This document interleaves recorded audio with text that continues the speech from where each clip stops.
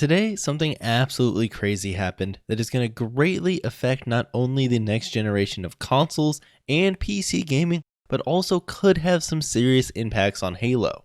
So in this video, we're going to discuss just that. We're going to talk about what Microsoft's acquisition of Zenimax Studios can mean, along with how this could affect Halo in the future. So let's just jump right in.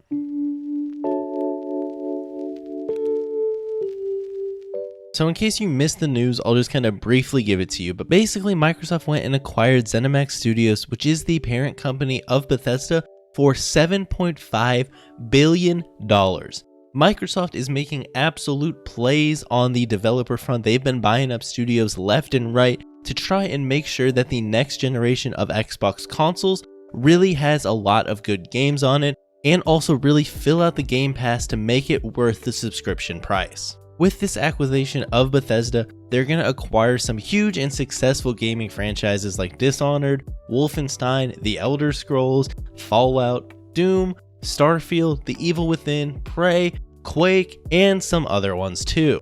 This is absolutely huge, as this alone is going to make a huge impact on the Xbox Series X and the Xbox Series S, as it's really going to give people more reason to buy that console, or if you're on PC, more reason to invest in the Game Pass, which was honestly already a steal of a deal. What this means is that all of these games and future games created by the developers that were a part of Bethesda, like Bethesda Game Studios, id, Arcane, Machine Games, etc., all of their games are going to come out on Xbox and PC, and that's it, with other consoles on a case-by-case basis. So I could see some games here getting occasional Switch ports, or maybe the occasional PS5 release depending on the game. They do have a couple games in the work like Deathloop and Ghostwire Tokyo that they are going to honor that PS5 exclusivity for, but going forward it's going to just be Xbox and PC with those other consoles on a case-by-case basis. Bethesda in recent times has done a pretty good job porting some of their games to Switch, and I don't necessarily think that that is going to end. But if you are a PlayStation gamer, you are most definitely going to miss out on some of these games for sure. Whether that means they are exclusive for a certain period of time, or they never come to the PlayStation console, we're gonna have to wait and see. But I guarantee that this will affect you if you're planning to go with the PlayStation ecosystem in the next generation.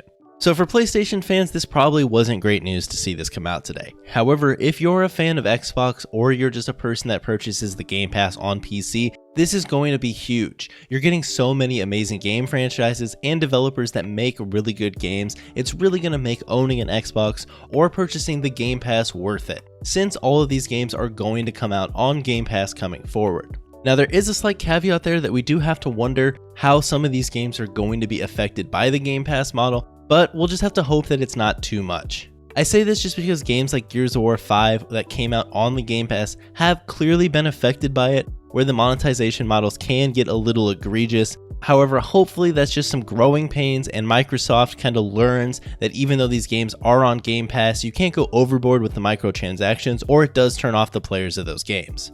Because while there's definitely always going to be a large portion of players playing these games on Game Pass, there's still plenty of us that are going to buy specific games that we like. For example, even though I may own Game Pass on PC, I still buy the current Halo games on Steam because 1, I kind of just want to buy the Halo games and own them, and 2, I'd rather play them on Steam over the Microsoft Store. And going forward, that may be the case for things like Doom and other games that I really get into. So that kind of covers it on the Xbox front. This is a huge deal for Microsoft and Xbox. They are really trying to make a play and take over this next generation, and this is easily the biggest play that they've made so far. They have acquired some other really big studios like Obsidian and whatnot, but to me the acquisition of Zenimax Studios or Bethesda is by far the biggest play they've made, just because there's so many developers under that tree. It comes out to around 2,300 developers that are now all under the Microsoft tree. One last thing before we jump over to the Halo side of things is this does have some interesting plays with Obsidian and Fallout. If you know, Obsidian made Fallout New Vegas, which is held by a lot of fans of that franchise as one of the best Fallout games in recent times. So with Microsoft now owning Bethesda and Obsidian, maybe Obsidian in the future will get to take another shot at the Fallout IP, which would be pretty cool. Now let's talk about how this could affect Halo. The first thing that this could easily affect Halo is we could see some really cool crossovers. Whether we get to see Halo skins in things like the Fallout universe and the Doom universe, or vice versa, we see things like Doom skins and Fallout skins into Halo Infinite, some of the crossovers that we're going to get out of this can be really cool. People have been throwing together Doom and Halo for a long time, and now we finally could see those two franchises collaborate together. Who wouldn't want to see Master Chief or another Spartan slaying it up in a Doom game, or who wouldn't want to see the Doom guy taking out the Covenant in Halo? Either of those would be pretty cool, and I'm down to see it.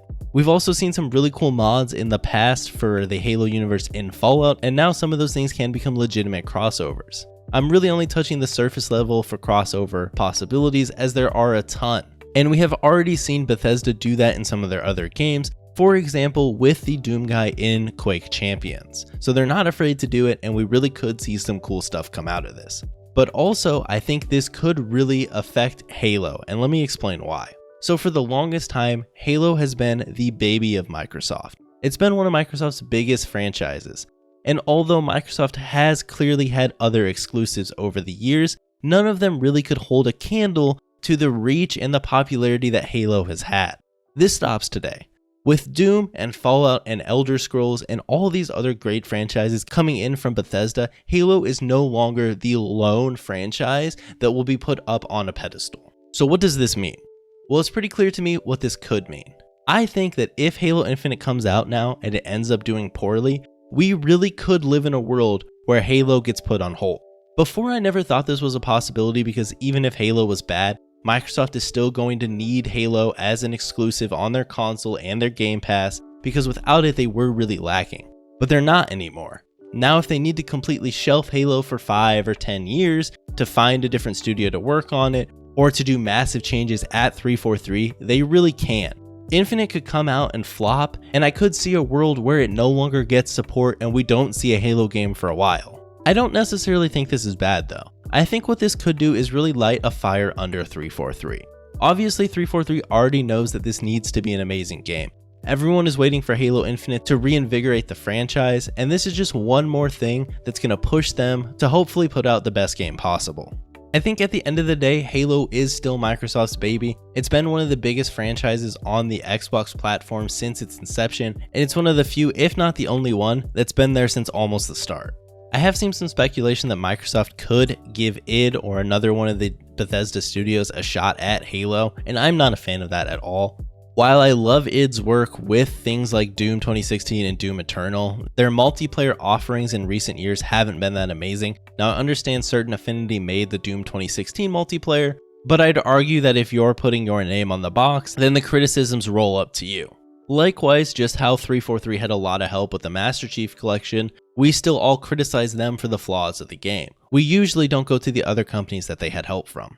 So anyways, that's pretty much going to do it for this video. This is awesome news if you're an Xbox fan, or if you're a PC gamer that just wants to play awesome games on the Game Pass. You're going to get a lot of cool things out of this, and hopefully we see some really cool crossovers from the different Bethesda franchises and the Microsoft franchises. I saw someone earlier say they should put the Lancer in Doom, and that would be pretty sweet. I mean, they already kind of have a chainsaw anyways, but you could make that crossover and it would be pretty fun. However, if you're a PlayStation fan, today's news probably kind of sucked for you, as in the next generation of consoles, unless you also own a PC, you are most definitely going to miss out on some awesome games. And on the Halo front, besides crossovers, while I don't necessarily think that this has huge ramifications, I do think that this will light a fire under 343. I now believe that Halo Infinite needs to be a good game, or we could live in a world where Halo gets put on hold for the foreseeable future, just because Microsoft now has so many other franchises, not only from the Zenimax acquisition, but also some of the other big acquisitions that they made in the months prior to this. As always guys, if you enjoyed this video, you know what to do. I don't normally make news videos, but this was one I kind of wanted to throw my opinion out on, so I hope you enjoyed it. If you want to catch me live, come over on Twitch. I play a lot of Halo and some other games, and I would love to have you guys hang out and chat. Or if you want to read some of my takes on random things, you can follow me over on Twitter. And I'll see you all next time.